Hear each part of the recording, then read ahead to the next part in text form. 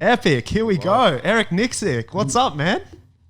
What's up, Miles? How are you, brother? Really good, dude. Thank you so much for coming on the Combat Lab podcast. Really, really appreciate it. Super, super stoked to connect. And I know you've just rushed here from practice and, you know, meeting us over the other side of the world. So, yeah, man, can't thank you enough. Dude, thanks for having me. Pleasure. Absolute pleasure. So, for anyone who isn't familiar of yourself, you've obviously got the Extreme Couture hat on there, so it's kind of pretty obvious where you're from. But tell everyone a little bit about yourself and obviously your role at Extreme Couture. Yeah, you know, I've been at Extreme Couture since day one. I was technically one of the first members there. Started off in 2007 with Randy and Mike Pyle and Jay Heron and Dennis Davis and those guys. And you know, never looked back, man. Never trained anywhere else and stayed there full time and took over the gym. I think it was 2013. I took over as the gym manager, and then you know, I've been one of the coaches for almost about 12 years now. So yeah, man, been a long haul for me. I've seen a lot over there. Dude, that's so epic. I really wanted to connect with you, man, for a number of reasons. There's two reasons. One was because I think I was headed to Vegas for the first Alex Volkanovski versus Max Holloway fight, and I had some time and I wanted to come and train, and I asked a couple of our friends and one of our combat athletes, Janae Harding, who fights in Bellator. I asked her, man, who should I go and see and who should I go train with? And she was like, Eric, go train with Eric. And then I asked my other friend, Jesse Jess, who just fought on the weekend. I was like, Jesse, who should I go and see? And she said, go see Eric, because I was in Vegas. And so I was like, man, everyone's saying to go see Eric. This is sick. And obviously I was following you on social prior to that. And unfortunately we didn't get to connect because our schedules didn't align, and you were looking after just so many athletes on that particular card and over that weekend. So we didn't get a chance to connect, but I did see you in action in there, you know, seeing the guys behind the scenes, cutting weight, helping the guys cut weight, helping them, you know, warm up with the pad work, getting in the corner, you know, doing what you had to do. And then the second reason that I was drawn to you was just from this perspective that I always see you just working and looking after these athletes and giving your blood, sweat and tears to these guys. And I see these photos on social of you sort of grouping all your team together, and you've got like all of your pro fighters and all of your team just surrounding you and listening to what you're saying. And you've obviously got a strong culture there at Extreme Couture, and you've obviously got the respect of your athletes. And I was just like, man, this is a guy that just gives and gives and gives. And this is why, obviously, this is what we were chatting about on social recently. How I was like, man, you're just giving so much. And I wanted us to have a chat to you and, you know, just out of respect and just out of a want to connect and just be like, man, we can relate. We can relate to, you know, wanting to give, and that's our place for our athletes. And I can see it in you too. So, yeah, man, that's why I really wanted to connect with you. I wanted to go ahead.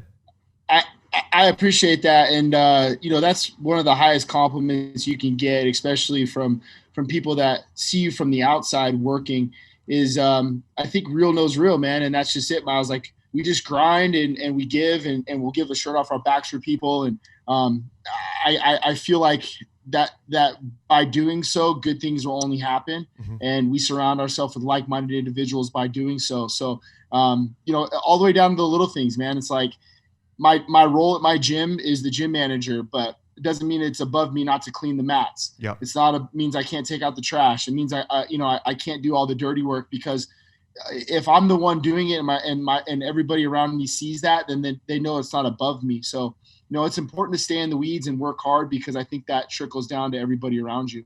100%. Sure, man. First time meeting you, but been following you through Miles and bit crackly there. Sorry, just a bit of an audio issue. You reckon that's coming through? Not sure. I think it's the volume. That was what I was saying before. I had you down. Yeah. I wanted all the attention to myself. I was just saying that obviously we get to look at you from afar with everything that you've got going on with the gym and ourselves also having a gym, you recognize quickly that there's a lot of stuff that no one would see that you're obviously doing, as you mentioned, cleaning the floors, arranging everything, logistics, finance, staffing, HR, management. And then to top that all off, you've got the fighters, which I was just saying to Miles, I saw that you have 3 kids, and I was saying, I don't know what's harder, the 3 kids or having a gym full of fighters. It's probably a toss-up, to be honest. But sure. How do you find your way juggling all that? It's definitely a roller coaster where everything is, to be honest, at a ultimate intensity pretty much all the time. You're training savages that go out there and fight in a cage for a living, and there has to be a way to balance all that out for you emotionally, physically.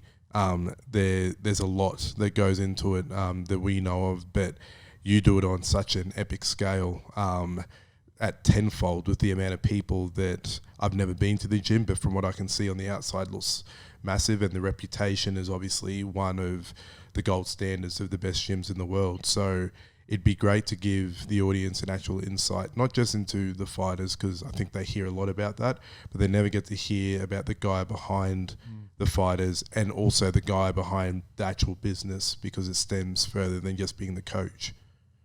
You know, it's hard. I think it's the best way to describe it is sitting down and measuring out the maybe the 4 things in life that are super important. And obviously family and your faith might be 1 and 2, and then obviously the work, and then my team. So the way I look at it is all of those things kind of have like a rubber band effect, right? So if I start really pulling on one side, this side stretches, but this side starts to loosen up, or you start to give a little bit way. Meaning if I spend a lot of time focusing on the gym life, sometimes the counterbalance is my family. They don't get the attention and the time that they need and they deserve. And then same thing goes with the family life or the gym life. And it just always kind of pulls and stretches in each direction. And it's never really in like a homeostasis, right? It's never really even.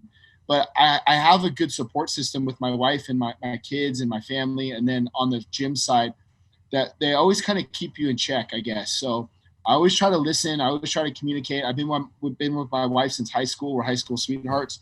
So sometimes I get complacent in the fact of like, oh, she's always going to be there. My wife's always going to be by my side. And then sometimes you got to think like, you know, maybe they're not, and maybe you're not putting enough drops of water. I always use that analogy, like putting drops of water in each bucket. So if it's faith, if it's family, if it's work, if it's your financials and all those things, and everything kind of gets a drop of water, but sometimes one's getting more than the other. And honest to God, guys, it's accountability, man. Like every day I kind of sit down and I do write a lot of notes, and I write a lot of notes, and I try not to get tunnel vision on what is getting the main focus right now. And I try to take a step back and look at all my surroundings. And that always has been kind of important to me. And it's hard, man. And it's, you guys get it. I mean, there's no method to the madness, but really if I focus on my big 4 things, and I can immediately tell myself, okay, I'm not putting enough in with this, even this, maybe this family member, maybe it's not the family, maybe it's one of my daughters. So I try to do like daddy-daughter dates, one-on-one daddy-daughter dates. And then I try to do like one-on-one time with my son, or then it's a date night with my wife. And then hey, don't forget to call your mom, you know? Yeah. And it is hard, but I found myself waking up earlier and getting stuff done earlier in the morning. And then I have more time throughout the day to give to my fighters and give to the gym and give back. But, you know, it's a rat race in every day, but goddamn, I love it, man. There's nothing else I'd rather be doing. So cool. Is this like a concept that you like share with your athletes as well? Because naturally you're working with guys who might have that tunnel vision, especially when they're in the UFC, Bellator, they're at the highest levels of this sport, and they want that gold belt wrapped around their waist. And so that's their tunnel vision. Yet they still have a girlfriend and they still need to maintain their financial position and all these sorts of things. But a lot of time they lose sight of everything around them and they're just completely channeled in on that one thing. And it can be that tunnel vision that actually makes them fall apart as well. So do you kind of share those sort of 4 principles with your fighters as well? Like, do you find yourself having to coach them through that sort of thought process as well? Absolutely, Miles. And that's a great question, man. And I try to look at each fighter as an individual, but we still have a base layer. So everybody gets that same concept, my concept or my thoughts or my standard, but everybody's is different. Some guys, they're not married and they don't have kids and they don't do all these things. So their focus is really centered on themselves, which is fine. And some guys and some fighters, I tell them, man, like maybe you need to be selfish because you're going through this. And then there's other guys like Dan Ige, for example, like he's married now, he's expecting his first child. There's things that are changing within his life that as a coach, I have to understand where to pull and where to pull back from. And that is, a lot of it has to do with communication. And me and him, man, we talk every day. And I think that's why you see us so close. And that's why you see the way we're able to corner and adapt on the fly and do things, is because of that sweat equity of knowing one another. But again, man, like it's down to communication. If I'm not texting or talking to my guys, somehow, some way I feel like I'm losing touch with what's going on in their lives. And it doesn't make me a good coach. I'll tell you that. What I'm really hearing from you is that you have a lot of empathy and you have a strong connection with all of your athletes that you work with. And something that I see a lot, and I'm not sure if you see it over your side of the world, but people sort of look at a coach and for a while they think and they sort of expect that the coach is doing good by them. But what the coach is actually doing is trying to float their own ego and trying to assert their own sort of dominance or control over the athlete or the athlete's progression in the sport.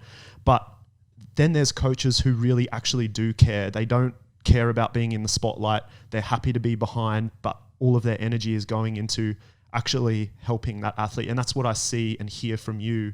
You're not one to ever put yourself in the spotlight. You've never sort of pushed yourself and said, hey, I'm working with Francis Ngannou, I'm working with, Joseph Benavidez, all these kind of guys. Like, you're just doing the work. You're providing the service to your athletes and sort of tell us about that balance. And I just never really been that like kind of look at me guy. I just feel like the product will work for itself, and that's going to put you out there in the right light. There's a couple coaches that I see, like even the guy that Paulo Costa has is like, he's got to be in the camera. Yeah. He's always there. He's always around. It's always about, it's not about you. Mm-hmm. It's about the fighter. He's the guy, or that's the girl that's going in there, that's taking the damage. And that's the one to put on the spotlight. So if you're willing to be that guy to sit there and do all that stuff, then you have to be the same guy willing to do it when you lose too, and I think to me, it's important to be the guy behind the guy. When my fighter wins, I'm never on the camera. I always take a picture of my fighter, because that is my, like, almost my trophy, is I want to be the guy to capture their hand being raised on my camera that I'm able to give to my kids, or I'm able to give them a portrait of that, because it's a weird, like, serial killer moment for me. That's my trophy, man. Shit, I can relate to that. Hey, I can relate to it's that. Like, it's 8 weeks or 10 weeks of work, and I'm the guy that gets to capture that moment. And anytime my fighters won, I've always been there to take the picture. I never need to be behind the camera, man. That's just not my thing. I don't know. It's never really been my thing. So I want my hard work to speak for itself. You mentioned before, which I found interesting, me and Miles talking about it a bit. Obviously, there's a time for a fighter to be selfish, and it's an individual sport. There's a team, but you're going in there as an individual with obviously a lot of support behind you. There's also the aspect of the fighters that give a lot back to the gym, and I'm sure you've got and met hundreds of people that give as fighters that kind of almost double up as coaches, but they just give back to their community. Is there anything that you notice around, because I've always said, and I'm not a professional fighter, I've always wondered, is it too much to ask for those fighters to also give back in aspects? And I see the guys that do it, and I almost see them improve at an extreme rate because they're also giving back, but I also see the guys that don't, and they think they're doing the right thing by looking after themselves and focusing in on themselves, but then come the fight night, whatever it is, it just doesn't click for them. And they still don't have that fulfillment. Yeah, and it seems like there may be some parts of the chain or the ecosystem aren't there, and I don't know whether it's because of that, or I don't know whether it's just like a random occurrence where I'm looking too far into it. But I know someone like yourself that's seen so many great fighters probably can recognize a pattern forming. No, that's a great assessment on your part, and I completely agree with you because, you know, when you start becoming a selfish team or a selfish group, when you have one guy, let's use Francis for an example, and you call on these training partners to come and help you. You can either pay them and tell them, hey, this I'm paying you for your service, or you get a good group of training partners who expect the same out of you when it's their turn and their time up. And that really starts off with the coaching staff. If we're not implementing that and having an understanding, or calling those guys out and saying, look, man, this guy was here for you for those 8 weeks. They expect you to be there for them. And look, I get it. A guy might fight. They might take a week or two off, but we ask that you come back and not only skill build and get better yourself, but you're also there for your team. And that, I think, has been the good formula of why we've won a lot of fights and why we're being successful, is just because of that. You know, Joe Benavidez didn't have to come back in the gym after his loss. And he was right back in helping the guys that are all fighting. Francis Ngannou is right in here helping Tim Johnson get ready for Czech Congo, because Tim was there for us, man. And that's the precedent we have to set as a team, because without that shit, you don't have anything. I'm sure you have to have some harsh conversations with athletes sometimes. Are you prepared to have those hard conversations? And is it just a part of your role there as one of the coaches? And, you know, if it goes the wrong way and if the athlete doesn't respond well to what you're saying, like, how do you approach that situation where maybe you see one of your athletes, they're not putting in, they've had all the support from the other guys for their fight, but then, just like you said, it's the other guys' fights and they're not supporting. Do you have that conversation with them? How do you approach that situation? Yeah, unfortunately, I'm not too good at those, because I think when it gets to that point, I just lose my shit. Just recently too, I grabbed a guy by his fucking throat and told him to get the fuck out of the gym, just because he kind of violated that team, that trust, that ethics that we have, the integrity that we have in the gym. And he's been a guy that's done it a few times. He actually recently just fought in the UFC and didn't do too well, but we kicked him out about 3 weeks prior to that. And, you know, I just, you guys, you know, my passions for my gym and my team and my teammates. And I think when you violate that, man, I get really upset about it. So I probably need to be a little bit better at talking to people when it comes to that stuff. But yeah, I have no problem telling people to leave, or, you know, sending them to a gym that might best suit their needs. And, you know, I don't like when people don't fit the standard of the gym. And, you know, it just you can feel it, man. It doesn't vibe well. You just got to go. Is that the behavior? Is that style of coaching and management what gets you the respect of these pro athletes, though? Or what is it that gives you, what do you think it is that the fighters respect about you? I think it's kind of what we talked about earlier, Miles, is that they know I'm in the weeds all day long. Like I'm in the gym grinding all day long. If it's hitting pads or rolling with guys or wrestling or doing all the hard work. And then not only that, going up to the front office and doing all the things to make sure the gym stays afloat. I'm in there, man. And it's my heart and soul in that place. So I think when I get emotional or I get upset about things, it's because I care. I care about our standard and our community more than anything, you know? So I think that's where guys understand that, man, Eric really gives a shit and he cares. You know, I discipline one of the, you know, very good veteran. He's been around the sport for a long time, but he does things half-assed. And I made the whole team do jump squats because of him being, you know, doing shit half-assed. And the great thing is that the team didn't turn on me. They weren't mad at me. I'm making them do jump squats because this guy's being a lazy piece of shit. But they all turned on him. And what happens is they ostracize the guys that don't want to follow the standard. Those guys get pushed out of the gym on their own, you know, on their own. They don't want to fit the standard. And look, it's not my standard. It's our standard. And everybody's holding ourselves accountable. If I'm not doing the right things, they should kick my ass out too. So that's what's important, man, is they understand that it's our team, it's our democracy. And if somebody's not holding up to that, get them on out. It is good. And also the aspect, you guys have such a steep history with the people that have come before that.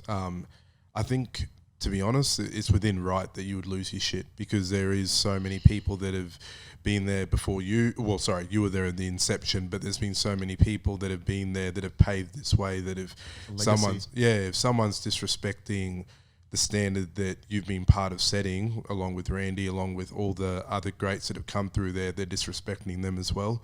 So I think it naturally over time that culture gets ingrained in the walls there. And something it's something that we really want to strive to one day have, that type of culture. When you start off something new, you can never just have it, because it's brand new. That's history that can't be bought. It's definitely been earned over a significant period of time. That kind of leads me into where I wanted to hear your story, is obviously coming in as a member, and that's clearly a process of complete loyalty to one gym, one place, not changing, not looking at anything else, to becoming the head of it. Was that just, you just loved it so much that it ended up becoming your life, and then you fostered this great culture there? Or was it something that you walked in those doors and immediately thought, I would like to be part of this at a high echelon level? Especially with so many other high reputation gyms in Vegas, in the area. For sure. Yeah, I went into Extreme Couture initially just because, obviously I wanted to learn more. I wanted to train. I trained a little bit at some local gyms, and I trained when I was young at John Lewis's gym, when John Lewis had JSEC. And then I was playing college football, so I'd never really had the opportunity to go and train at that level. But what I found was that I was really missing the camaraderie. I really missed my team. I missed being around like-minded individuals looking to achieve a common goal, whether that was to fight or stay in shape or just to get better. And when I walked in, it was Jay Heron and Mike Pyle. Those two were just in the gym, and Randy obviously. And I got the shit beat out of me, and it was like, hey, come back tomorrow. And it got the shit beat out of me again, and then, hey, come back tomorrow. And then it was just like, I felt like I was a part of something. Maybe just me getting my ass kicked a lot, but I knew that I wanted to. I just felt like I wanted to be there, and I wanted to belong in that room.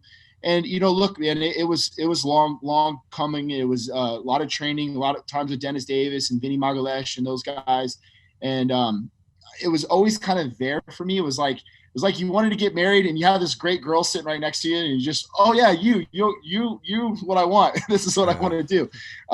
So I was always kind of searching for that right thing. And then of course, one day it came up, and Randy offered me the job to take over as a gym manager. I was coaching, and I never really thought of it being a career for me. And then, man, like when I decided this is what I wanted to do, I dove headfirst into it. Yeah, nice, man. That's so dope. Did you have your family at that time point, or was it prior to that? Obviously, I know you're high school sweethearts with your wife.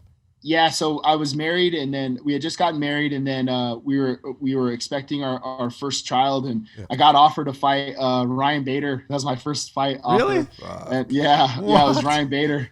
Yeah, so my wife was pregnant with our first, and I remember going home and telling my wife, I was like, hey, I got a fight offer.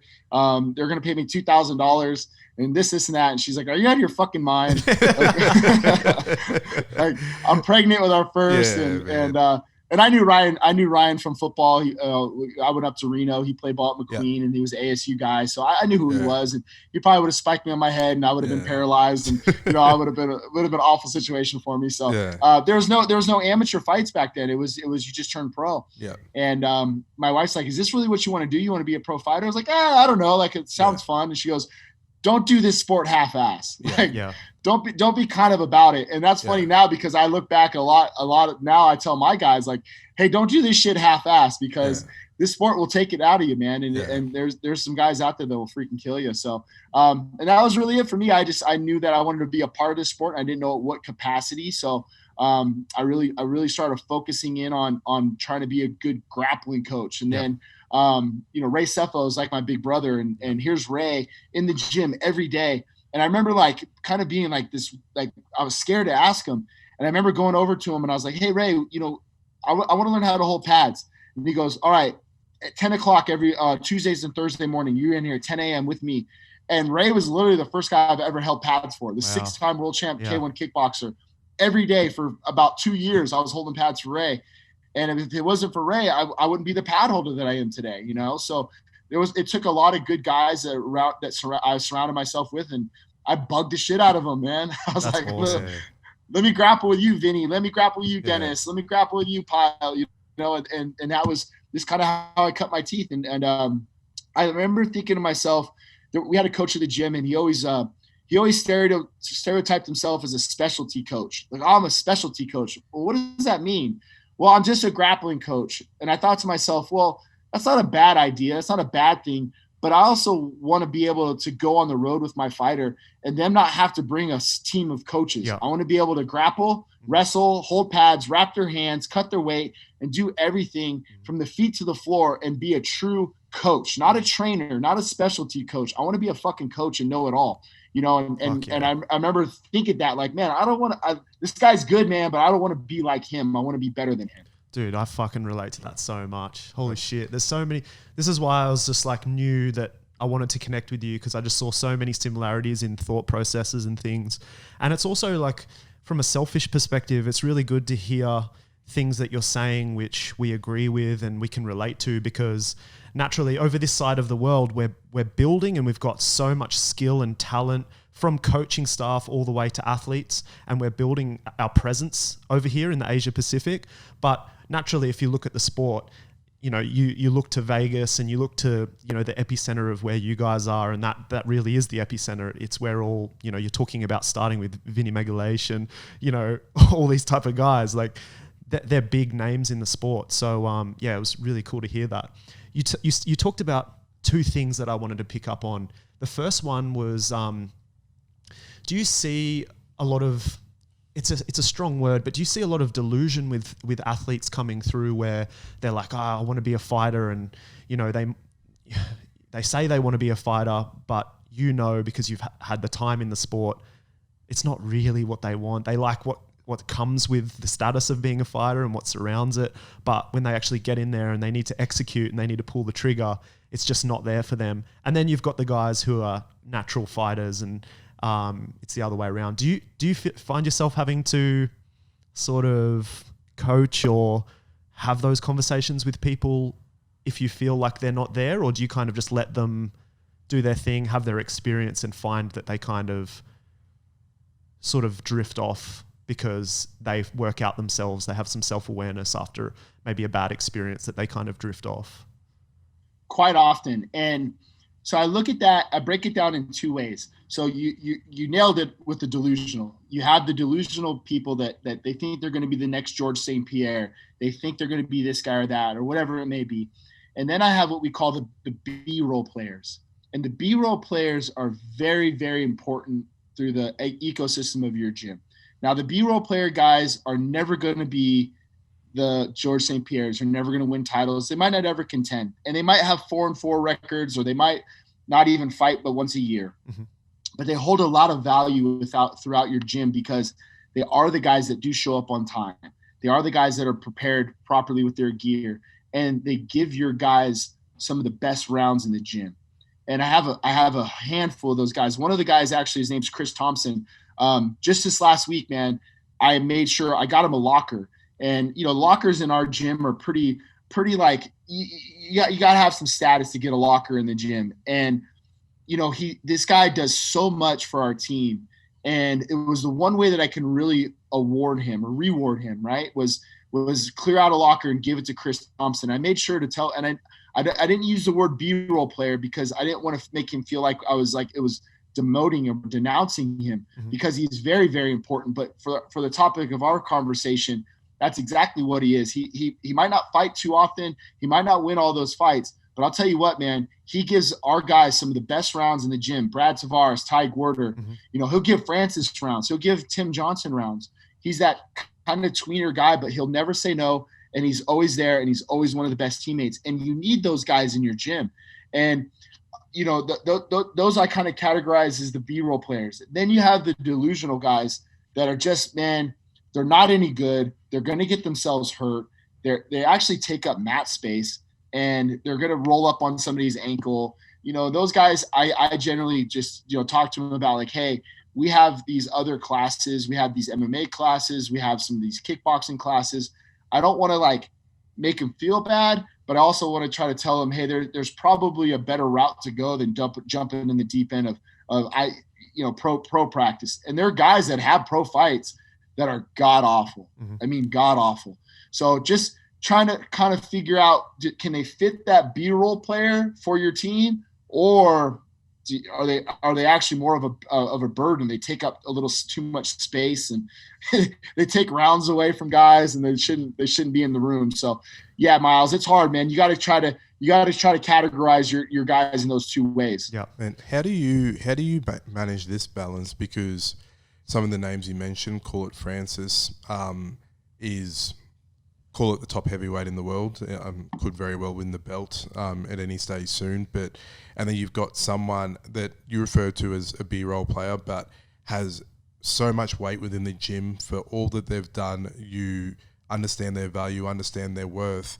But then there's also the aspect of one guy could be the heavyweight champion on the world. Everyone deserves respect within a gym. Not one person is better than another body. And I know that you would give every single person within your gym the exact same respect. But at the same time, you're one guy. There's only 24 hours in a day. You bust your ass, so you're probably in the gym 12 hours to 14 hours of that day. But even so, you have to divvy up your time. You can't give every member the exact same amount of time, because at the end of the day, every member is not the same. Right. Did you have a system? Because it's something that I've always tried to work out in my head, how you can ultimately do that. And you referred to it at the start with like putting the water droplets in the buckets and everything like that. You have to invest into people, and you have to invest into your family and into your gym, but then you also have to invest into the individual. And you need to make sure that investment's going into the right spots, but you don't want to leave anyone out, because that's the last thing. You don't want to discount anyone. Do you have like a process how you think of that, or is it just a case of probably like us, years running around like crazy, just trying to make it all work? Is it just a matter of like who's fighting? You get preference. I'm holding pads with you. This is the time you show up, and yeah. It's kind of a feel and a vibe. Like the wins and the losses go on my head in the way I look at it. So anybody that's fighting out of our gym that has our name on the banner, I try to make sure that I'm giving them some time, some sort of, even if it's a text message, right? And I think that's always important too. And sometimes I'll find like tonight, like after practice, I might be eating dinner or sitting here or hanging out. I'll send 5 text messages out. Hey, great job today. You had a great practice. You look good today. And maybe I didn't catch their whole round or something, but what does that do to the psyche of that person? They know that, hey, coach watched me or saw me do something good, and it's just a positive reinforcement, and it's very minuscule. It doesn't take much time at all. In the after practice, I try to take an extra 10, 15 minutes after and go over and shake everybody's hand and ask them if they have any questions or if there's any thoughts or concerns, or, because the way I look at it is this needs to be a feedback situation for all of us, right? Hey man, how was practice today? What do you think of practice? And a lot of guys will tell you, hey, it was great, man. I thought, but then you'll get like Misha Serkinov, for example. He'll always tell me, hey, that was great practice, but man, next time, can we do a little bit more of this or that? Yep. So it gives everybody a voice, and it gives them a little bit of time. And sometimes you need to hear that. So to answer your question, I'd almost just try to take a little bit of extra time after practice and kind of do that circle or go around and talk to each individual. Again, you don't have all the time in the world, and sometimes it's just a pat on the back. Hey, great job today. And you'll see them, they'll perk up like, oh, thanks, coach. Hey, I appreciate it. And then tonight, I'll go tonight and send a couple text messages to the guys that I know that have fights, that they might need to hear that, or, hey, I know a guy has an injury. Hey, how's your back doing? Hey man, what's going on with you over for practice tomorrow? How's your sparring looking for tomorrow?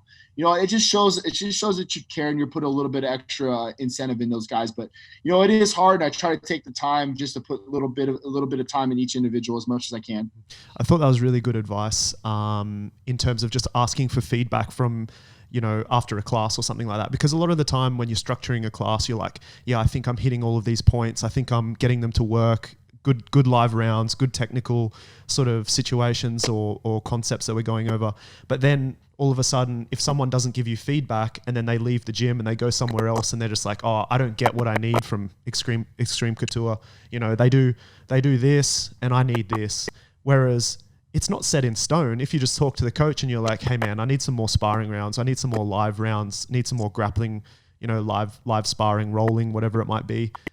The coach will adapt to that and say, oh shit, yeah, man, like maybe we can chill out on some of this technique and get straight into the live round. So I thought that was really good advice. Of course. Yeah. And I think it's important, you know, I one of my, you know, the greatest leaders of all time is Nelson Mandela, and talked about that. His dad was a leader of a tribe.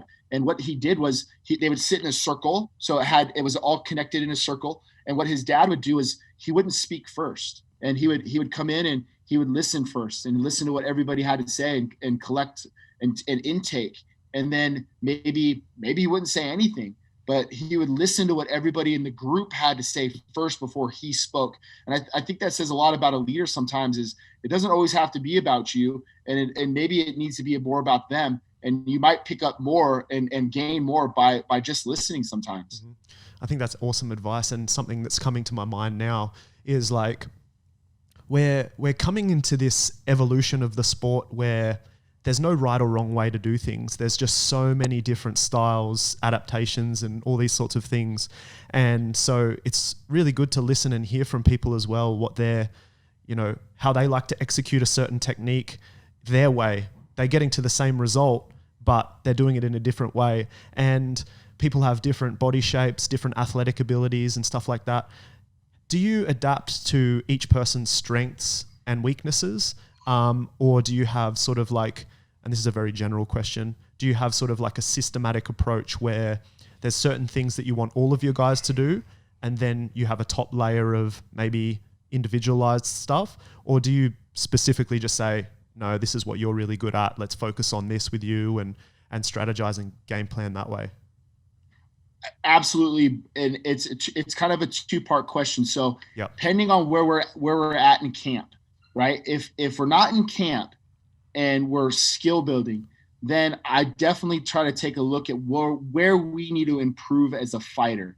Where are our holes in our game? And what I try to do is I try to sit down and break down our tape on how we would defeat that fighter, our fighter, right? So you say like, hey, let's sit down and watch our tape. If we keep doing this, here's how people are going to look to beat us, right? So it's almost just reverse breaking down your tape. Now, outside of camp, it's always great to work on that stuff and try to cover that gap, right? Now, when you get into camp, that's when things dial in and you focus on your skill set, your game plan, and try to cover the holes that you might have and exploit the ones that they have. So 2 different ways where I handle that. So right now with Francis, for example, is all skill building. And we know who we're going to fight and we know what we need to get better at. So right now we're trying to skill build and cover that gap of where we're a very good striker and power puncher, where we need to be a little bit more precise and have be a bit more of a sniper, and obviously working on our wrestling and our ground game. So we can do that all right now. Shit, I tell them to throw on the gi, work on all that other stuff, right? Because right now it should be about skill building, you know, and that's kind of where I think you need to find that balance. So do you expect your pro athletes and your competitive fighters to go to their technical skill sessions? Well, we have a pro practice, 2 pro practices that are technical skill sessions in the mornings, and I'm always able to pretty much check in and see where they're at. And then I'm usually always at them, so I know where they need to be. And then we can sit down as a team, as a coaching staff, and we can break down, okay, hey, this particular fighter has a hole here, or we need to start working on that. And then I'll tell them like, look, these are the grappling sessions that I expect you to be at, or I'm going to set up the drills with the guys that you feel comfortable with. Or I'll call Vinny and say, hey, Vinny, can you come in and work with this guy? He's having problems with his ground game on this, and this, and really start to try to cover those holes up. But yeah, a lot of accountability, man. Like I'll go in and I know where you're at at all times throughout camp, or if you're not there outside of camp, like what the hell are you doing? That's awesome. That's really cool. With obviously your community that you've built there and has been built over decades and hard work and everything like that, how much emphasis do you place on people working within the fabrics of the gym, and not talking about the punching and the kicking and the grappling there, but engaging with family, friends? A lot of the people there would have businesses that they own, the support that goes back from the gym to personal relationships and everything like that. Because I think a thing that a lot of people that miss out on the aspect of martial arts is they don't realize how fulfilling the time away from the actual gym is, because of the people you meet within those four walls that 100% are going to be like you in terms of their mind, their spirit, similarities in terms of just wanting to improve themselves. And often, me and Mozzie was talking about it, a mate of ours has just gone out on his own, started a business. Instantly, all I want to do is give him jobs that I could pass on to him, because he's part of our family. Like it's right. Literally he's our family. So if we can provide to his ecosystem, he'll love it. First, it feeds his family, but it also feeds us, because it comes back to everything building in our version of a church. So I know that a lot of gyms actually place no emphasis on it. And it's just like, you come in, you do your session, it's a sweat, and then you go do your thing. Whereas I couldn't imagine what it would be like not doing that. And I imagine the very best gyms in the world, which we picture. I haven't been there personally. I know Mill's been around Vegas, would be doing something very similar in nature to really build up all the members and all the family members that belong to that gym. Yeah, I think that's why we are so successful, is that we don't have that like big gym mentality of where this person's just another number. Yep. and then you don't know them by first name, you don't know their family.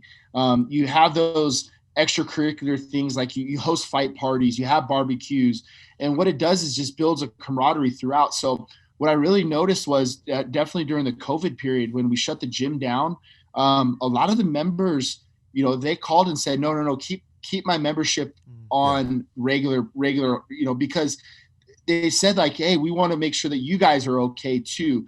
Because when you look at leadership, or you look at a gym, or you look at a function of a company, when you feel like the leaders are there taking care of you, then that's when it reciprocates back, right?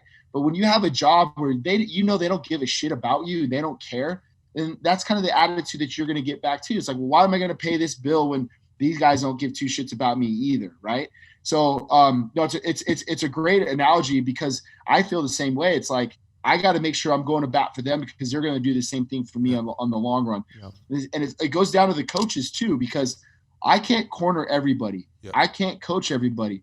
So like you said earlier, there's enough cake to go around. Yeah. I can make sure all of these guys can eat. And my system, my style of coaching might not fit everybody, but I want to make sure that I have all the proper coaches that they could pick and choose in each member of the team. There's guys that I've never cornered once, and man, I love how they fight. I love what they do, and they represent Extreme Couture, but they're still a part of our family and our gym, right? So, and that's the other thing too, is you're breeding coaches that don't feel like they have to look over their shoulder. Yeah. That oh, this is my guy, or this.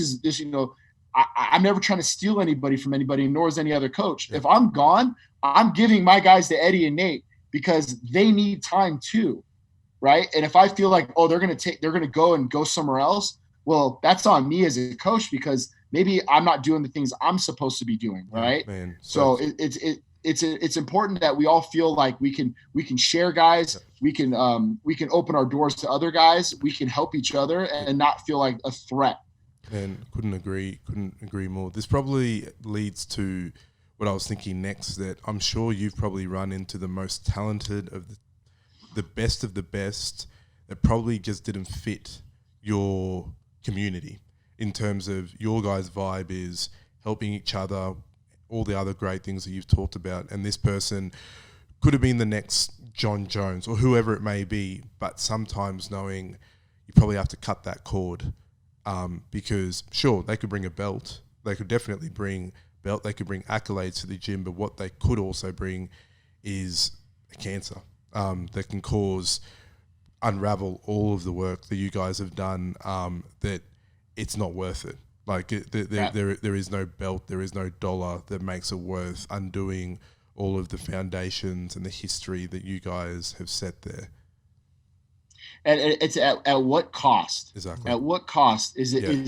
Are you bringing this guy in? And that happened. And it was a guy who just fought over the weekend, and he talked about wanting to come and train with us. And I sat down with that person and I said, when do these antics go away? Like, I've known the guy for a long time, and I know what type of person he is, but there's a lot of antics that go with him. And I personally don't want to be a part of those antics. I don't like it. It's just not my thing. It's not my style. I want to win championships, but not to that degree. Mm-hmm. So if this is going to continue, if these antics are part of your shtick and the way you're going to do things, then I don't think we're going to be a good fit. And it's hard to say because, you work so hard to be in the sport and line yourself with people that are going to win titles and do all that stuff. But like we said earlier, at what cost?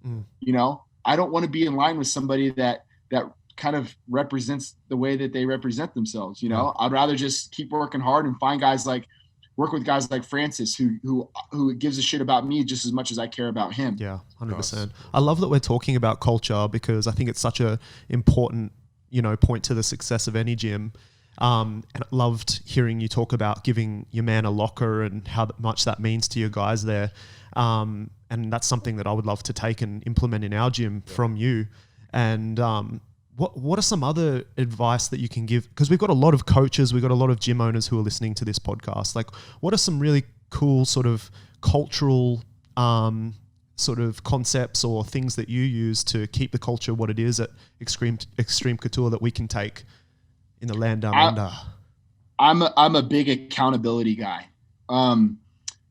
I tend not to point fingers at anybody because in my position of where I'm at, all the fingers are pointed to me.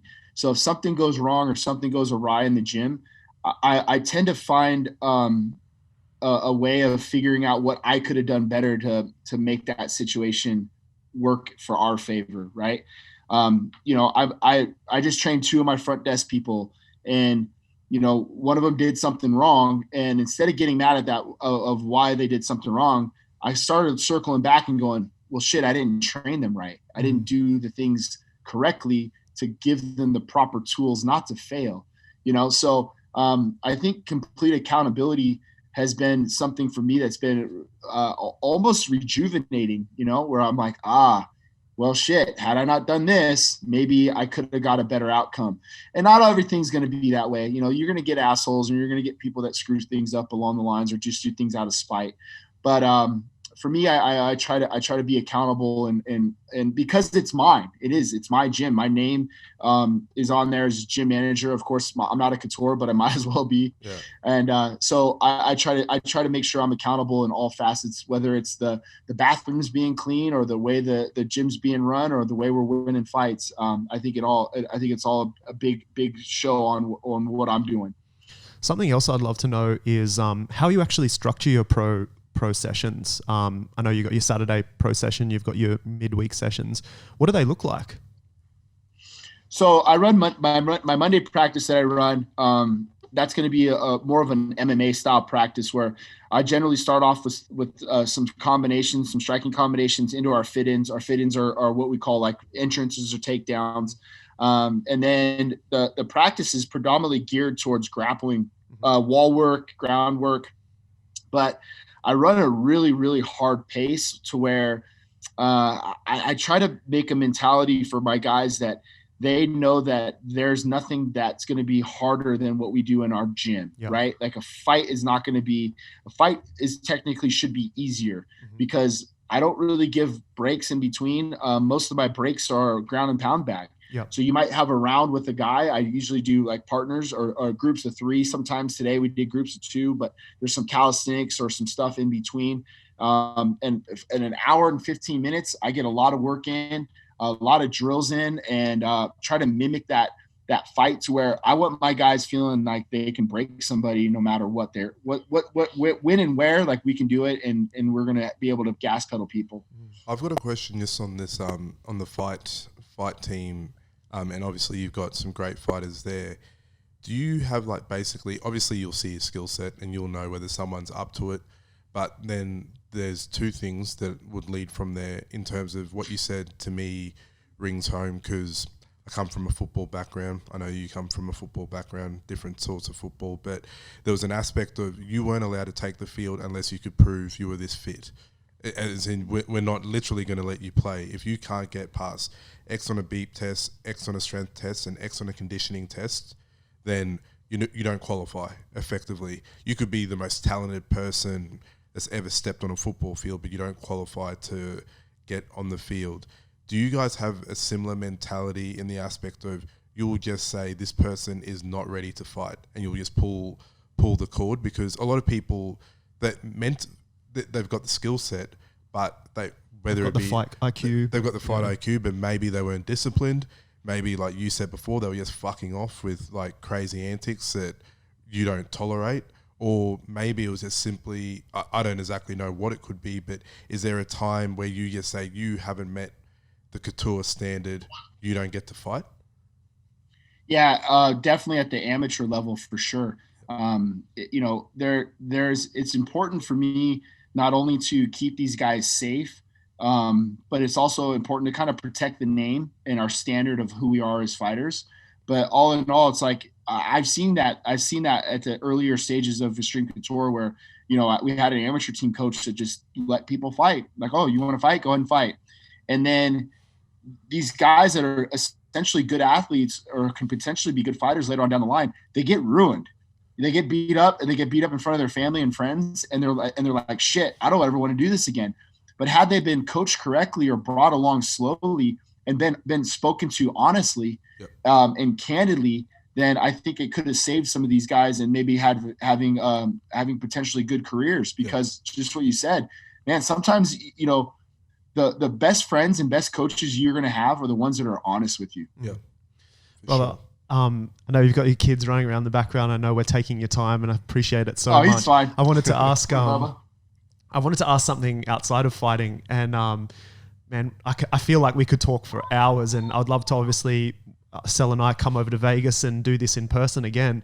But give us some tips about Vegas. What are some sort of insider tips that we should know? And is there a restaurant we need to go to? Is there something we need to see that normal tourists sort of miss? Or what is it about Vegas that you love? Man, I don't know. I love Vegas in such a weird way because being born and raised here, this town is not built on the mentally weak. Yeah. And, if I love it in the aspect of, especially for the MMA field, where if you get guys that come to Vegas and they think they're going to be the next whatever big thing, Vegas will expose any of your weaknesses really quick. Right? If it's an alcohol, drug, girl problem, club problem, all of the above. If you're not serious on your craft and being focused on what you're going to do, Vegas is going to pull it out of you and expose it. And that's one of my favorite things about this city, man, is it's not for the mentally weak. And I would say for me, like Vegas has a lot of good things outside of the city. Yeah. With Red Rock, with Lake Mead. Zion's really close. We just went to Flagstaff this weekend. There's a lot of beautiful spots in Sedona. I mean, and then when it comes to the town, to me, like we live right next to Green Valley Ranch. We live next to these local casinos. We go there for dinner. Nice. I don't gamble really. I'll go to. I don't know when's the last time I've been to a club. I've been to a couple day clubs. I don't get very tan, so I get burned a lot. So I'm just hiding into the cabanas. But it's always nice to get out and go see the city.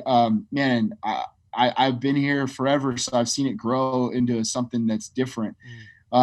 So for the restaurants, you can never go wrong. They're always competing. You're going to have the best chefs in the world competing with this place. You're going to have the best DJs in the world because they're competing with one place or another. And Vegas is just going to fork out money. Yeah.